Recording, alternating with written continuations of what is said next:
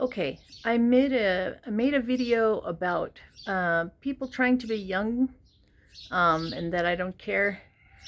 This is 54, and this isn't a 54 that worked inside with perfect lighting and no stress.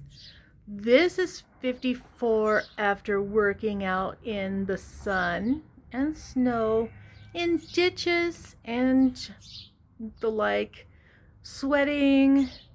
By the end of the day, your pants are so big they're like falling off of you because you've lost so much water out of your system.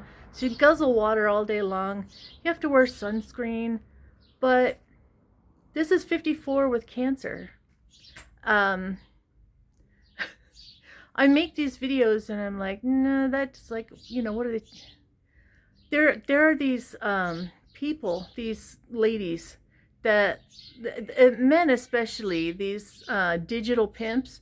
They like to put their girlfriends or their girlfriends' friends in like little schoolgirl skirts, and like, they tease like they're gonna show you their underwear. Um, I have no idea what that world is about. I guess in Asia there's, or even if you're not in Asia, there's some guys that just are that way, like digital pimps, hard at work, and that's what they do. When I went to work here in New Mexico on a military base, um, there's when you arrive out there, there's nothing there. There's like some surveying that gets done. Then comes some work underground, uh, that's in the slab. They say it's in the slab, but it's under the slab. And then a big truck comes out, and you put on your rubber boots, and there's concrete that gets laid down, and they're fast, real fast, and then they finish it off. And there's all kinds of people doing all kinds of different things. My first marriage, I married an underwater Navy welder that was in the Philippines during Vietnam. So I was accustomed to being around welding. And so all you have to do is, once they get the first,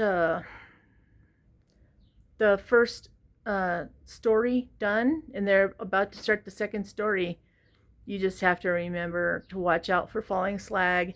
Slag is liquid metal, and by the time it hits the cement, it becomes little balls and it rolls.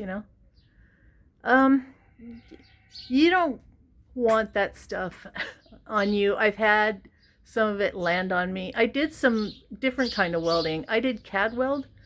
CAD weld, and it comes in a box. And I think what some guys who don't know what it means is, we call it nanothermite. So it's a powder. You have a black thing, like cast iron, that has a lid, and it opens up, and you put in your ground rod, or a rebar, and then wire, a big stranded wire, like, let's say you're going to put a transformer on top of it. Well, under that slab, under that concrete, there is some grounding in a grid. So, for protection. Anyway, so what you do is you put in this little tin penny. After you get everything in there that's going to be welded, you close it up, and there's a little funnel, and you put a little tin penny in there, and it's not a dollar penny. It's not a 1 cent. It's just a piece of blech metal. You put it in there. You open the CAD weld. You pour it in. Then you stop. You tap it. You close the lid on the box after you pour like a strand of this stuff, a path, like you're laying gunpowder, so it'll go where it's supposed to. And then you throw that thing away, far away. You get your striker, fire in the hole, and click, and whoof, and you get back. And then to test it when it's done, you hit it with a hammer. You take the thing off of there, you go to the next one, but it has to cool down or you can't do it. It'll melt the penny right away.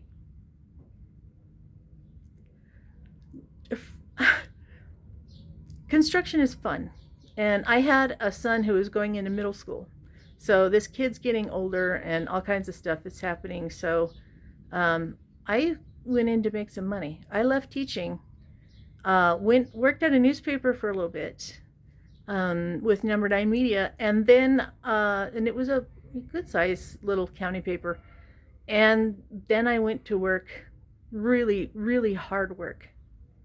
Um, I don't know if you guys think you can take it. If you think you're tough enough, just go for it. So yeah.